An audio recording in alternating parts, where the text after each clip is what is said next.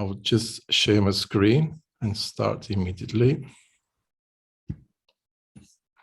Just let me know if you can see myself again in blue glasses. Okay. Yes, yeah. Okay. I come in different colors. Today I'm in red though. First to start, I'd like to give my gratitude to Nikki, Evie and Elena for inviting me to be a part of this afternoon's talks. Allow me a few minutes to introduce myself and outline what I have been doing in my professional life. I like to consider, or I'd like to treat my presentations as a shared experience. This is something that I think that we can all learn from each other, we can all interact with each other, and this is hopefully how we actually write history. I'm personally not an art historian or a historian, and I'm not claiming to be writing history. I'm just trying to make marks that history can actually be based on through my academic, my visual arts and design work. So as a professional pathway, I ran in three parallel axes. This will be the academic coming from Frederick University, which was my first academic post many years ago in Nicosia. I'm currently the Dean of the School of Art, Communication and Cultural Studies. And parallel to that, as I said to you, in a very creative tension and not conflicting with each other, I'm also a visual artist and a designer. This presentation today actually focuses and investigates the significance that art plays in conveying messages and meanings through word twisters as deliberate errors to translate the current socio-political and economic issues. The presentation is also illustrated with examples of artworks from the practice of the 242 art group, and I will come back to the 242 art group in greater detail. With the advancement of technology and because of the information revolution, the visual language has become a significant element in everyday life. Unlike the written language, though, the visual language has not yet managed to formulate a structured grammar or syntax with rules and regulations, therefore, it's not always cognitive. Visual intelligence still relies on the individual's understanding and perception and may vary from one person to another. But then again, this is also in the case not only for the visual arts, but music, poetry, literature, cinema, and theatre. As a kickoff for this subject, I take you in a personal situation which happened some years ago, where same words with different intonation can actually create chaos and disaster. I was part of for example, during an accreditation exercise where I was personally involved in Lithuania, where lots of different experts, academic experts come along from different universities around the world. They use the English language as the only language to communicate with each other. And in the case of Lithuania, there's a translator who can actually address the Lithuanian speakers, translating from English to Lithuanian. At a specific time, the word morale came up. It's a suggestion, it was a personal suggestion to actually bring up the team's shortcomings. The translator, though, mistook the sounding of the word and translated the word moral instead. And then I just realized that the receiving crowd showed an immediate discomfort and dissatisfaction to this commitment. And the original intention, my personal original intention for being a positive comment, became a complete negative comment. 242. 242, it's an art group that was formed on the 21st of August in 1996. And it was formed because there was, by myself and another architect, because we were actually looking to have an artistic practice on a new platform. It's well known over the last period of the 20th century that boundaries of artistic genre were fluid and constantly changing. It's not rare in the contemporary art scene to find works that require a whole new platform to be placed upon. A platform which can accommodate a hybrid of disciplines such as design, architecture, fashion, or even literature. 242 embarked on a voyage of collaboration under the umbrella of the group, derived from different backgrounds, as I said to you before, a visual artist, being myself, and an architect. Both parts explore the common experience to produce a visual base on which they can communicate between themselves to start with, and of course with the viewers. The work itself does not pretend to be traditionally accepted art form, but it rather seeks a place in its own right. It was the creative displacement of both parts which has led them to work as a collective, led us, of course. 242, as I said to you, was created in Cyprus in 1996, and works as a collective that lives and believes in art as an evolutionary institution which changes in time and mutates with the passing of time. However, like democracy, remains a supreme power vested in the people and characterized by recognition of equality of opinions and voices. The work of 242 kick off as a very personal need to explore the notion of togetherness, the self and the other. The work had evolved and had been shaped to investigate the notion of the private and the public, the personal and the common, the domestics and the international. As Glyn Hughes had said in 1999 during our first exhibition entitled Shared Experiences, he mentioned that these two artists, Mantzalos and Gounis, link with overlapping ideas, and this sharing is fruitful.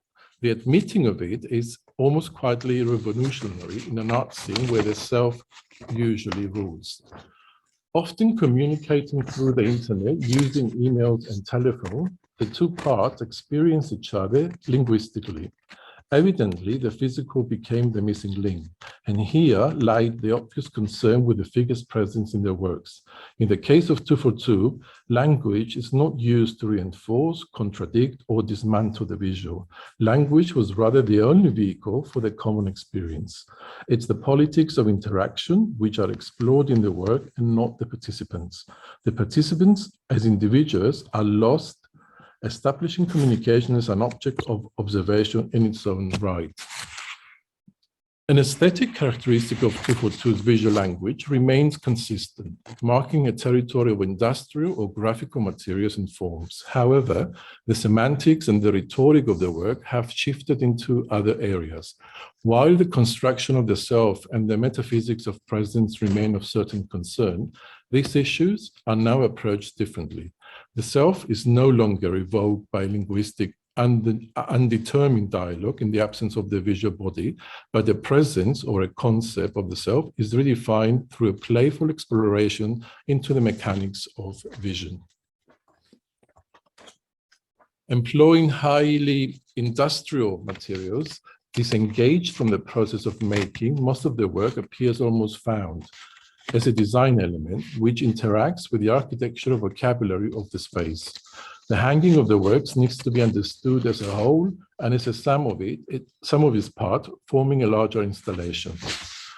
The work of 242 has progressed in recent years towards appropriation and action. In many cases, the latest work involved a process where the art object became a series of interactive events, allowing audience participation and interaction. Despite the development, and although the visual vocabulary of the work has shifted towards different directions, 242 religiously followed the self-exploration and the autobiographical journey towards the investigation of interpersonal relationships, as these are governed by personal identity and social behavior. The messages that come out from the work are stable and consistent and trying to illustrate the human relationships which consciously or not have determined the cultural, social, geographical, professional, and personal behavior for both the two members of the collective as well as the general social sphere.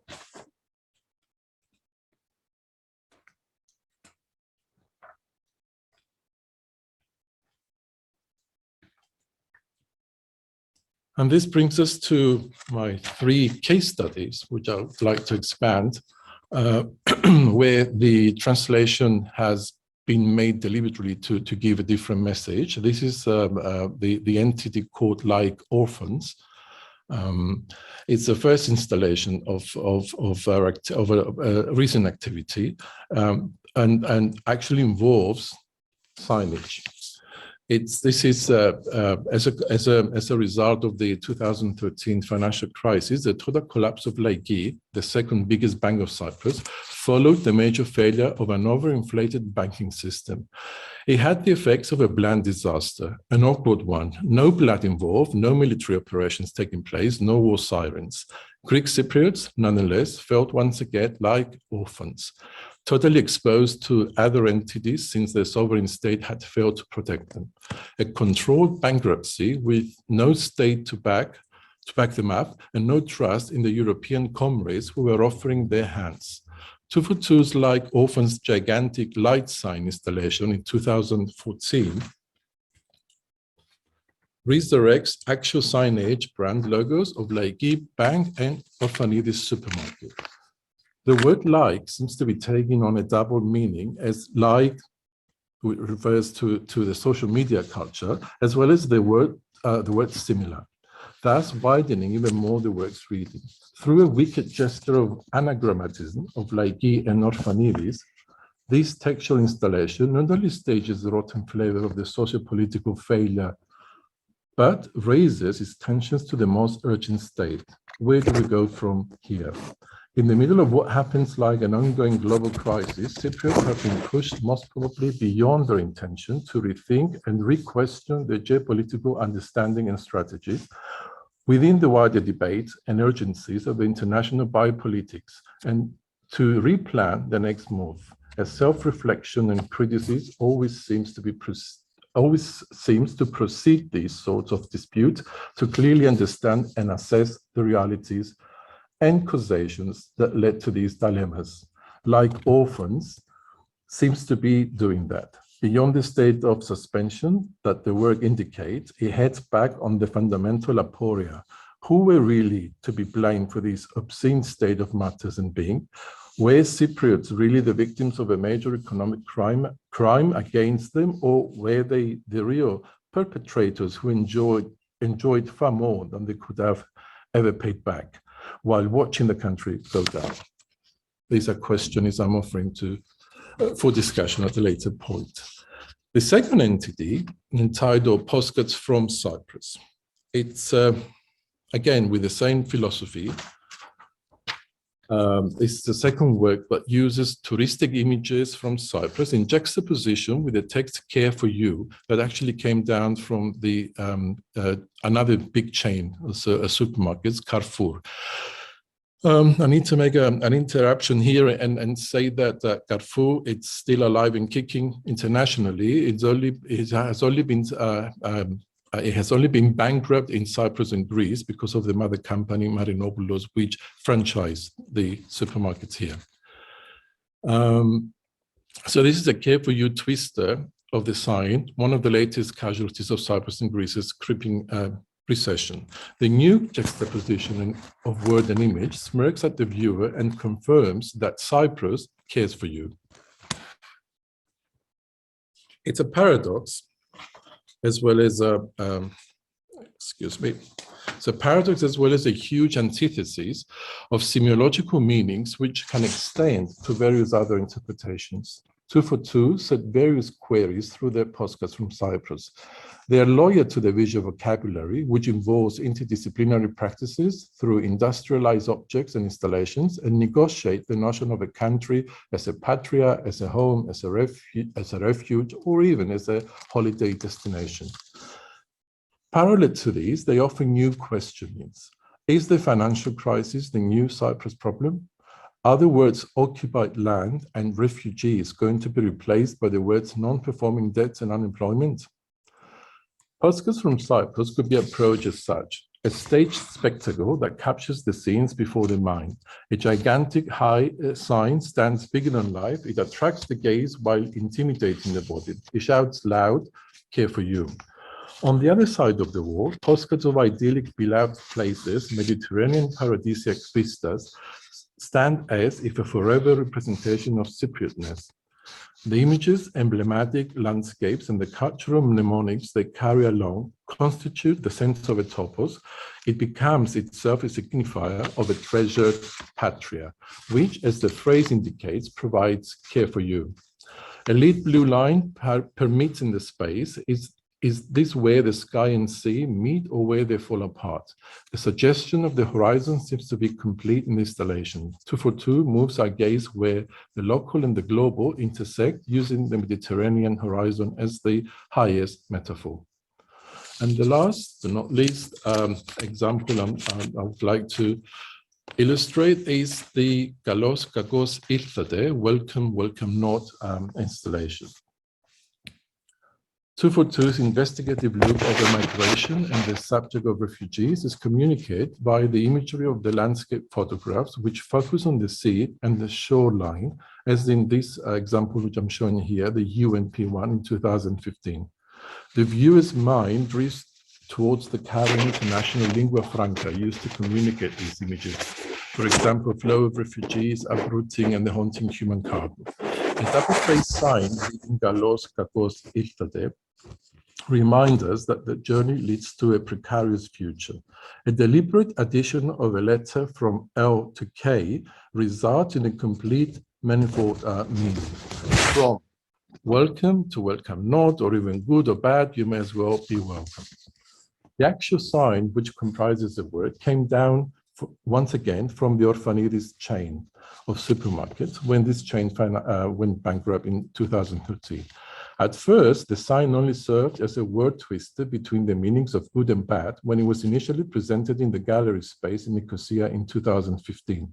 In the following years, the actual translation of the work took a different course. This course was mainly affected by the dislocation of the work from the gallery space and its relocation to various other spots by the shoreline. Like in the spoken language, where culture plays an important role to the translation, in the visual language, space plays an important role to the cognition of its messages. And concluding, I'd like to say that although the visual language is becoming more and more an accepted form of communication in current times, it has not yet been formalized like the spoken language. The grammar of the visual language is still not as structured as the spoken language and still relies on an individual's visual intelligence. Visual intelligence, which is not easily assimilated as oral and written intelligence, is viewed as the acquisition of critical and intuitive visual discrimination in the process of mark making and the construction of imagery. The delivery of words and the underlying understanding of icons, symbols, and visual triggers. Visual lateral thinking and appreciation of subliminal elements in art interpretation is seen in relation to how all forms of imagery are delivered, received, deciphered, and understood by appropriate audiences and viewers. And I hope I'm within my time.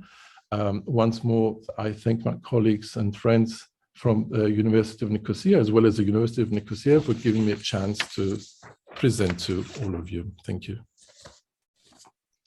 Thank you, Costas. Thank you. That was a very interesting